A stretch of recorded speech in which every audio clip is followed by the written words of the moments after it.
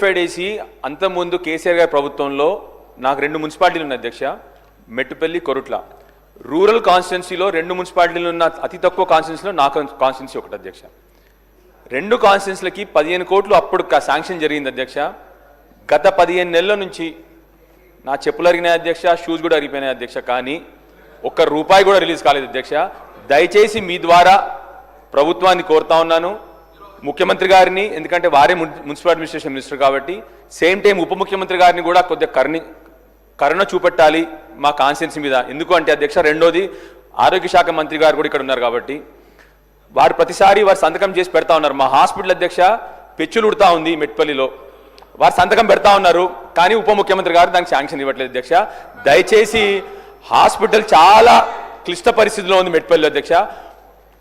చివరికి అధ్యక్ష, మూడోది నిన్నగాక నిన్న మళ్ళీ ఉప ముఖ్యమంత్రి గారే మొన్న ఏం చేశారు అధ్యక్ష అంటే, వారు అసెంబ్లీని డిస్ట్రాక్ట్ చేయడానికి చాలాసేపు, గంట సేపు రుణమాఫీ గురించి మాట్లాడినారు. పర్వాలేదు. అయితే ఏం జరిగింది అధ్యక్ష అంటే, మా దగ్గర మొగిలిపేట అనే గ్రామం ఉంటుంది అధ్యక్ష.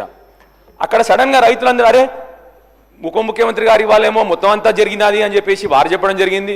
వాళ్ళ రైతులందరూ ఏం చేసినారు నిన్న అధ్యక్ష అంటే, మరి మాకు 350 మందికి ఒక్క గ్రామంలోనే మాకు రుణమాఫీ జరగలేదు, మేము అందరం వెళ్ళి ప్రజావాణి, సోమవారం కదా అధ్యక్ష, ప్రజావాణిలో కలెక్టర్ గారికి మేము మొగిలిపేట గ్రామం, మొగిలిపేట విలేజ్, మల్లాపూర్ మండల్, కొరుట్ల కాన్స్టిట్యున్సీ అధ్యక్ష, వాళ్ళందరూ మేము ప్రజావాణికి వెళ్ళి మేము ఒక వినతి పత్రం ఇస్తాం కలెక్టర్ గారికి అంటే అధ్యక్ష, మిమ్మల్ని కూడా రిక్వెస్ట్ చేస్తున్నాను అధ్యక్ష, అసెంబ్లీ జరుగుతున్న సమయంలో ఆ గ్రామస్తులందరినీ అరెస్ట్ చేశారు అధ్యక్ష.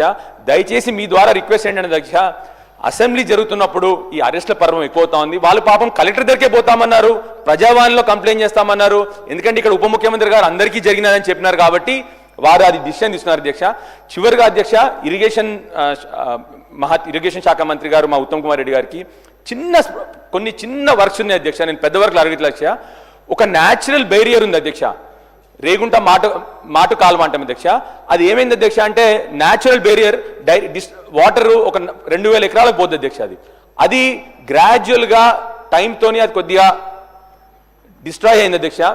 దానికి మళ్ళీ మీరు ఒక 2 కోట్లు పెడితే బ్రహ్మాండంగా 2000 ఎకరాలకు నీళ్లు మా రేగుంటకు కానీ అక్కడ చివరిన వేంపల్లి గ్రామం కానీ 2000 ఎకరాలకి ఆయకట్టుకి మళ్ళీ నీరు వస్తుంది. కాబట్టి మిమ్మల్ని అడిగేది, మేము కోరేది చిన్న పనులే అధ్యక్ష.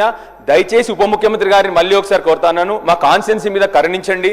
చాలా వరకు 15 నెలల నుంచి అన్ని సగంగా పనులు అయినవి అన్నీ కూడా ఆగిపోయి ఉన్నాయి. దయచేసి